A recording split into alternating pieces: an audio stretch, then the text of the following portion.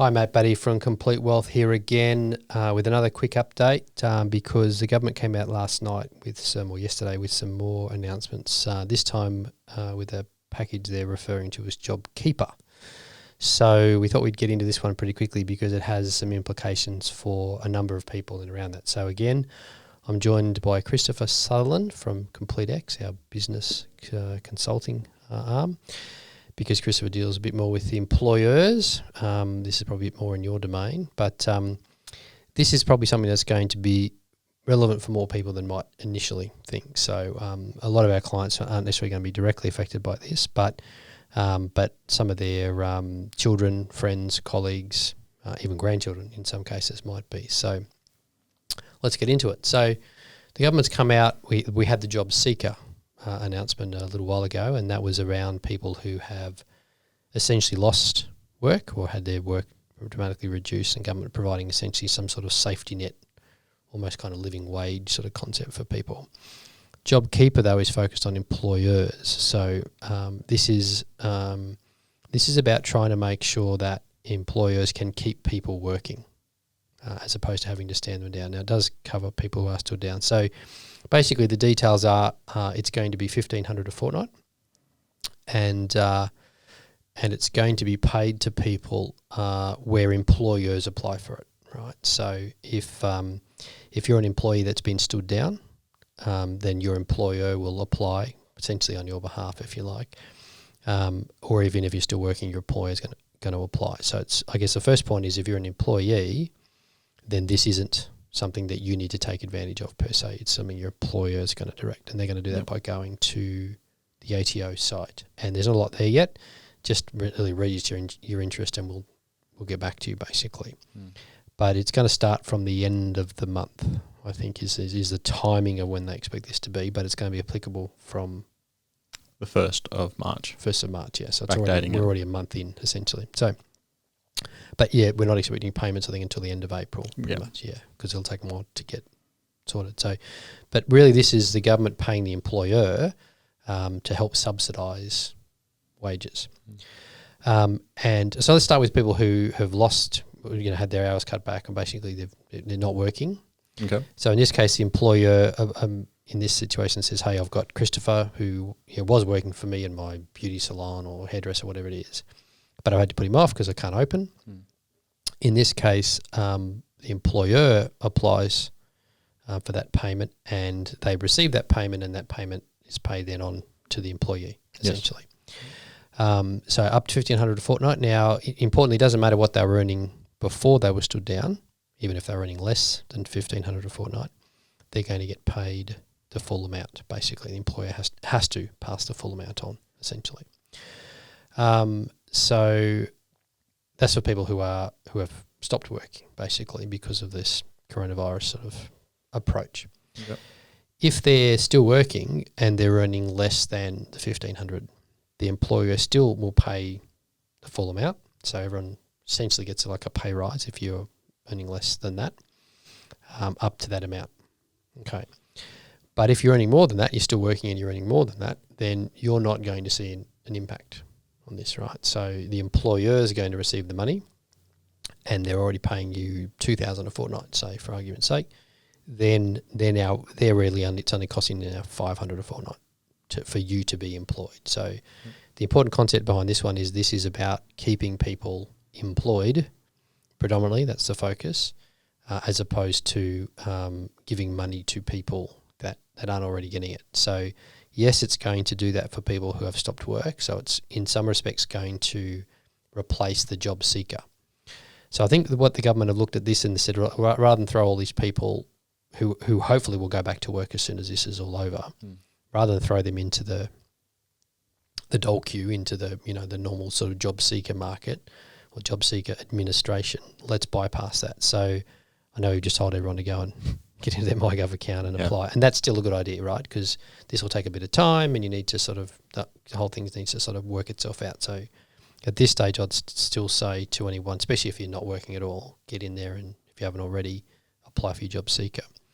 But if your employer turns around and says, hey, no, I'm going to do this on your behalf, so now you're going to get paid the JobKeeper amount. First of all, it's more. So you're going to get more money. Yep. And we've done a bit of a calculation on that as well. So even if you consider the 2 lots of $750 payments and you incorporate that into the equation, the reality is you're going to get paid more. So so for the vast majority of people who aren't working at all, if their employer goes down this route, then they're going to be okay. Now, the requirement for the employer to be eligible, there's a turnover issue, but I think it's like $1 billion or something, so it's pretty big. So so the vast majority of small businesses, they're going to be okay, but it's 30%. So if your turnover is not affected, and it's kind of a month by month basis, right? So they're going to roll out over the next 6 months, but it's a month by month basis. So if you've had your turnover, or you expect your turnover to drop by 30% or more, then you can apply for this benefit to keep your employees, essentially. So obviously if you had to shut, your turnover's 100% different to this time last year, right? So in that case, you can apply and you can pass that money on to your employees and keep them sort of, on ice, if you like, rather than sort of in limbo, which means they're now not going to be eligible for job seeker. Because once you earn over 1,086, I think it is for a single, once you earn over an amount, you're not eligible for job seeker. So for the vast majority of people who are on job seeker because they've lost their job or they've been put on hold, this will replace that if it comes in for those people, right? So if your employer does notify you and says, yeah, hey, we're going to give you this now, then you'll need to go back into your MyGov and say, hey, now I'm getting JobKeeper. And so you'll lose your job seeker, but you will get a little bit more money, is the bottom line. So that's the first thing for people who have been sort of fully stood down. So hopefully that's reasonably clear, and there'll be a link to the fact sheet. People can check this out. But I would say if you're a job seeker, make sure if you haven't already, make sure you have got in registered with your MyGov so that you've locked in your start date, etc. But if you're a job keeper, then you're going to get back paid automatically from the 1st of March. So nothing to see here, nothing to do, just kind of wait and see. Yep. Does that make sense? Yes. So, okay, so people who are continuing to work, they're not really going to notice any difference other than they might get a pay rise if they were earning less than it. It's going to be a relatively small portion of the population, I think, but certainly probably the biggest difference will be casuals, right? So this is for full-time people, for part-time people, and for long-term casuals, and the way they're sort of measuring that is more than 12 months. So if you were employed as a casual by your employer on the 1st of March 2019, you're potentially eligible for that, and your employer's going to take this 30% haircut. So if they shut up shop, no problem, but if they also think it's just going to be 30% drop in revenue, then you're going to be potentially eligible, and therefore they can apply. So if you were earning, I don't know, a couple hundred a fortnight, then you'll get a bump to 1,500. Yep. Now, because your employer has to pass that all on, right? So they'll get 1,500 and they'll just give it to you. So that's a bonus for those people, I suppose. For people who are still working, obviously, they'll get a pay rise, and people aren't working, obviously, you're going to get that full pay rise as well. Okay, so talk to me about a couple of nuances. So the superannuation on that. On that amount. That's a good point. So obviously, if you're not working and you're getting this payment, you're still not working, there's no superannuation guarantee liability, so they don't have to pay any super. The 1,500 is the total amount. Yep. If you're working and let's say you're getting paid $200 a fortnight, then your employer will still pay super on that. But any top-up payment, if you like, of the actual cash salary, gross cash salary I'm talking about, they don't have to pay super on that. Employers don't have to pay, and probably I would think most won't, because this is about minimising expenses. So they can choose to, but they don't have to. So if you're getting paid, say, $200 plus super, you'll now get $1,500 plus 9.5% on the $200. Yep. I expect that's how most employers would do it. And that's certainly going to be an obligation, but they'll have to pay you that extra $1,300 because they're getting it. Okay. Yep. All right, nice. And then talk to me about if you work multiple jobs. Yeah. Okay. Yeah. So it's only one bite of the cherry, right? So, there's this concept of use of like primary employer, right? So if it's not obvious, certainly if you're a casual, you need to go back to your employer and say, hey, by the way, if you don't know, you're my primary employer. So it does create a bit of an opportunity potentially for casuals as well. So if someone was working multiple jobs and one of those jobs can continue and therefore, or one of your employers can't access this payment because, maybe their business is booming as a result of this, for example, you're a courier driver or something, I don't know, doing Woolies home delivery, whatever. In that case, but you've also got another job that you qualify so that you're part-time or you were casual, long-term casual for, that employer you might be able to make that your primary and still work your other job. Because the difference, I guess, with this versus the job seeker is a job seeker, they'll look at income that you're earning and adjust accordingly, at least your job seeker payment, not the corona supplement of $550, but the original job seeker amount, right? So with this, there's no other. If you've got another job and you're working 80 hours a week, you'll still get this from that primary employer. Does that make sense? Yep. But you can only obviously have one primary employer. Yep. So, and they need to apply. So they have to notify you that they are, but you'll probably, if there's any doubt, it's probably a good idea to notify them and say, hey, by the way, you are my primary employer, or I'd like to at least nominate you for that and make sure they're applying. Yep. All right. So you've talked about what employees have to do in terms of, having a discussion with your employer. And then also you talked about the MyGov. Also talk to me about the visa status. Oh, yeah, okay. So if there's any, you have to be a Australian citizen or on certain types of visas. Right. So again, probably not a huge impact for most of our clients. But yeah, it's only available to certain visa participants as well. One other thing actually I should mention in relation to the payment for people who are earning more.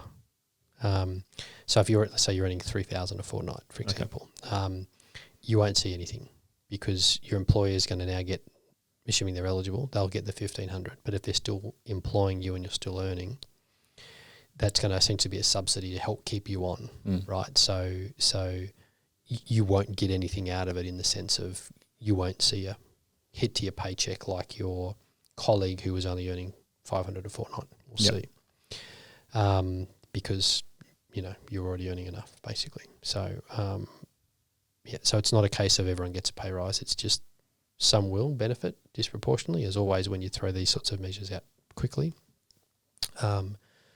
So that's an important thing to keep in mind as well. All right. What else do we have? So so if you're, I guess the important thing is if you're an employee, make sure you've still done your job seeker scenario. Certainly if you're not working or you're not earning at least $1,100 a fortnight, make sure you've already done that or do it straight away. You'll need to then notify them if you then become eligible for a JobKeeper payment. Yeah, because you can't get both. Because you can't get both. That's right. So,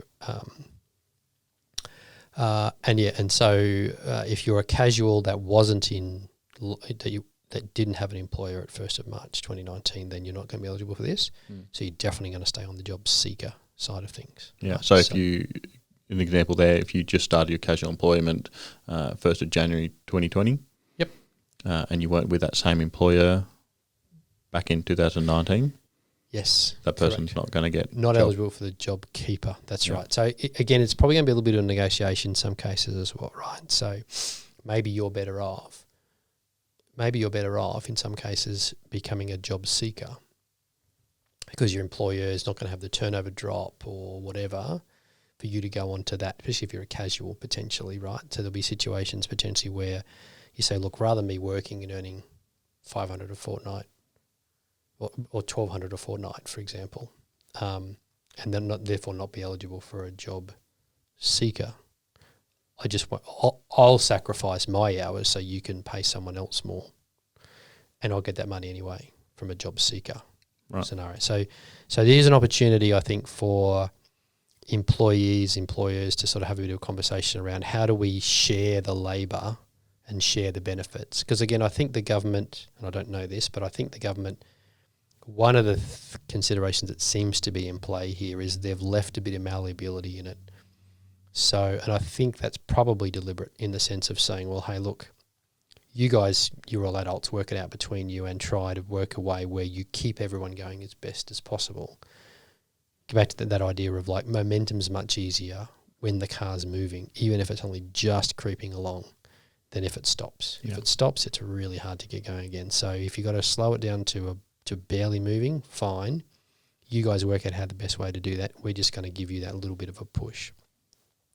And if that means some casuals or some people need to go onto the job seeker because they can and they'd be eligible and so on and so on, and some others are better off as a job keeper, then there's going to be those conversations. But I guess also just be a little bit careful about inundating your employer with a million emails and can I have this and what about this? Have a look at the fact sheet.